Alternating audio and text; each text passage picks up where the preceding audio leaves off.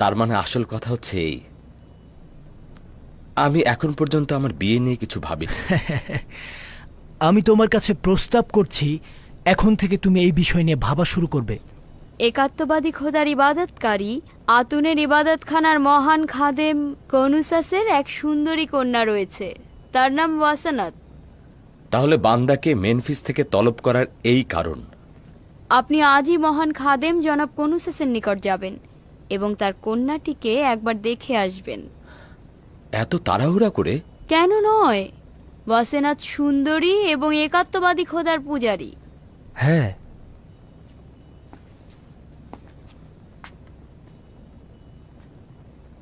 তোমার যত দ্রুত সম্ভব বিবাহ করা উচিত।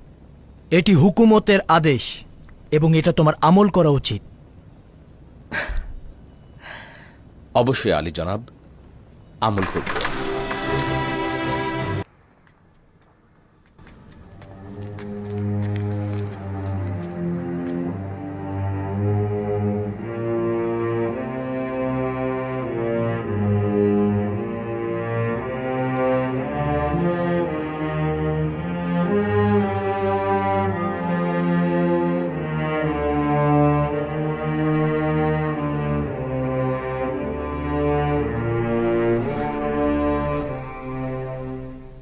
আমি বৃদ্ধ এবং অসহায় হয়ে গিয়েছি, তাই না?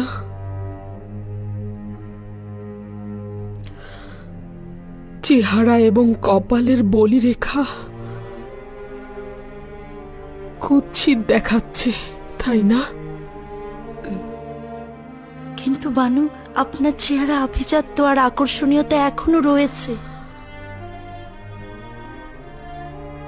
তার মানে ইউজারশিপ এখনো আমাকে পছন্দ করবে? আপনি এখনো আগের মতোই মেহেরবান ও ভালো লাগার মতোই আছেন, চিন্তা করবেন না বানু।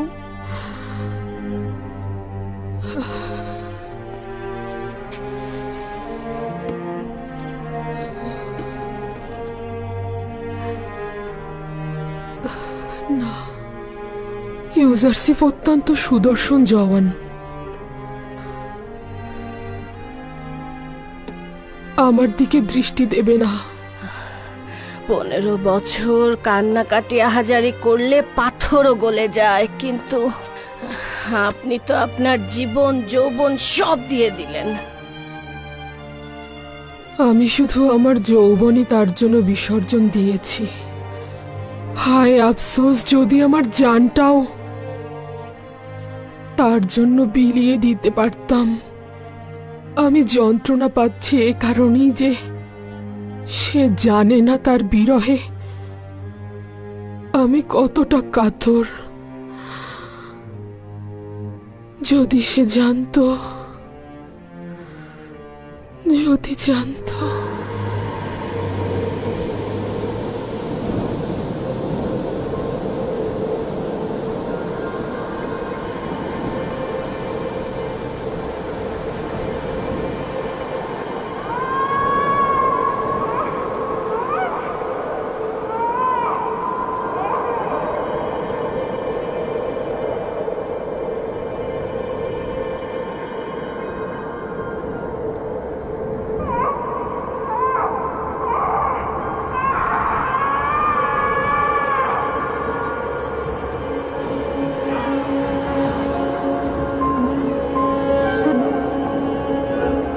তুমি কে?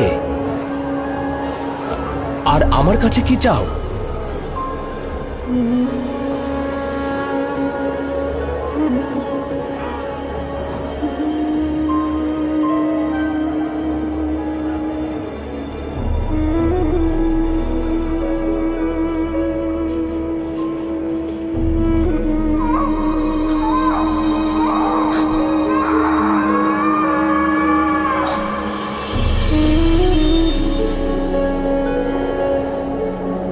এই নারী কে ছিল? আমার কাছে কি চাইছিল? কেন তার চেহারা চিনতে পারলাম না?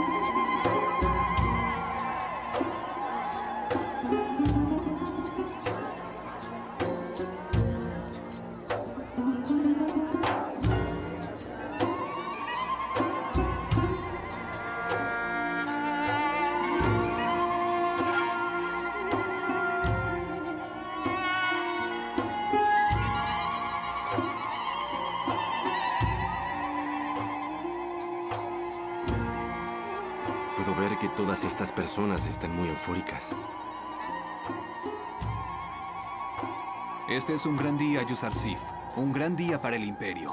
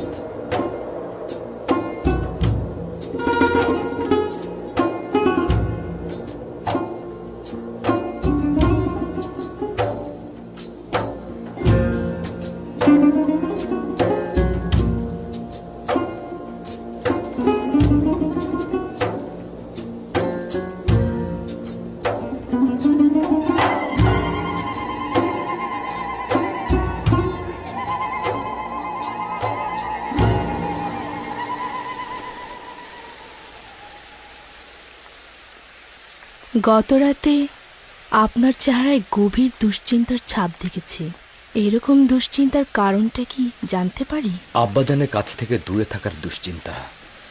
আফসোস, তাকে যদি কাছে রাখতে পারতাম। 30 বছরের মতো হলো আমি তার কাছ থেকে দূরে রয়েছি। প্রতি মুহূর্তে তার জন্য আমার রুহু কাঁদে। উনি কোথায় আছেন? কেন তার দিদারে যাচ্ছেন না? অথবা নিজের কাছে কেন নিয়ে আসছেন না? আমরা কেনানের অধিবাসী। এখান থেকে 1 মাসের দূরত্ব। অসংখ্যবার চেয়েছি তার দিদারে যাব অথবা আমার অবস্থান সম্পর্কে তাকে জানাবো, কিন্তু এখন পর্যন্ত জামানা পৌঁছেনি। মিশরের জনগণের এখনো আমাকে দরকার। এখনো তাদের মৃত্যু পরিমাণ বিপদ রয়েছে। খুদা এখনো মিশরের জনগণের দেহ ও রুহুকে হুমকি প্রদান করছে। আমি এখনো তাদের জন্য তেমন কোনো কাজ করতে পারিনি। আশঙ্কা হচ্ছে আব্বাজান ও আত্মীয়স্বজনের প্রতি নজর দিতে গিয়ে আমি আমার ওজিফা সম্পর্কে গাফেল না হয়ে যাই, আমার উপর অর্পিত দায়িত্ব না অসম্পূর্ণ থেকে যায়। তাহলে কি করে হবে? ওখানে আপনার পিতা ও আত্মীয়স্বজন আছে, তাদের পাশে থাকা আপনার কর্তব্য। একদিন তো তারা অবশ্যই মিশরে আসবেন। সেই দিন পর্যন্ত বিরহ বিচ্ছেদ সহ্য করা উচিত। আর একথাও সত্য যে আমি আমার অবস্থান সম্পর্কে যদি আব্বাজানকে অবহিত করি, তাহলে আব্বাজান আমার ভাইজানদের ভুলের জন্য তাদের অভিশাপ দেবে। বিশেষত আমি জানি যে বনি ইসরায়েলেরা এখনো ঘুম থেকে জাগ্রত হয়নি। তাছাড়া তো এই বিরহ বিচ্ছেদ মহান খোদা তাআলার ইচ্ছাতে সংঘটিত হয়েছে। বলছিলেন বনি ইসরায়েল? ইসরায়েল আমার আব্বাজান ইয়াকুব নবীর উপনাম, তাই আমাকেও আমার ভাইজানদেরকে বনি ইসরায়েল বলে ডাকা হয়। মনে হচ্ছে আপনি আপনার ভাইদের কাছ থেকে গভীর আঘাত পেয়েছেন, কিন্তু পিতার নিকট আপনি সে কথা গোপন রেখেছেন। আচ্ছা, আমি কি সেই কারণটা জানতে পারি? হ্যাঁ, পরে জানতে পারবে। আমি জানি আপনারা পুরুষ মানুষ, আপনাদের বুকের মধ্যে সিন্ধুকের মতো করে রহস্য লুকিয়ে রাখেন, ফাঁস করতে চান না। আমি অযথা সওয়াল করার জন্য ক্ষমা চাইছি। প্রতিটি রহস্যই একদিন না একদিন প্রকাশ পায়, তাই সময় মতো সবকিছুই জানতে পারবে।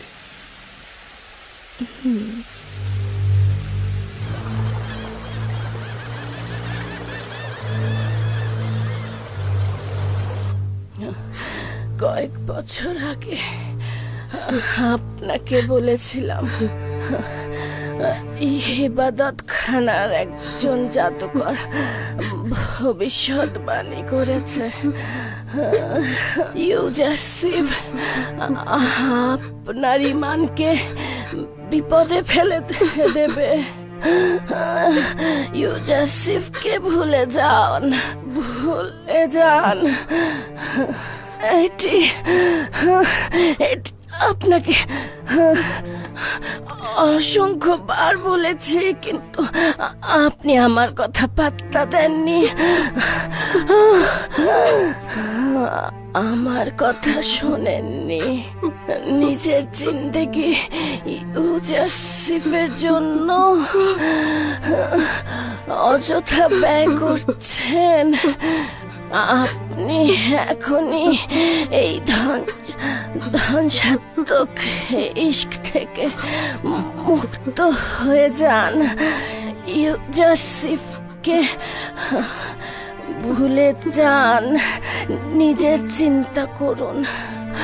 আমার জুলেখা, নিজের দিকে লক্ষ্য রাখুন, নিজের দিকে।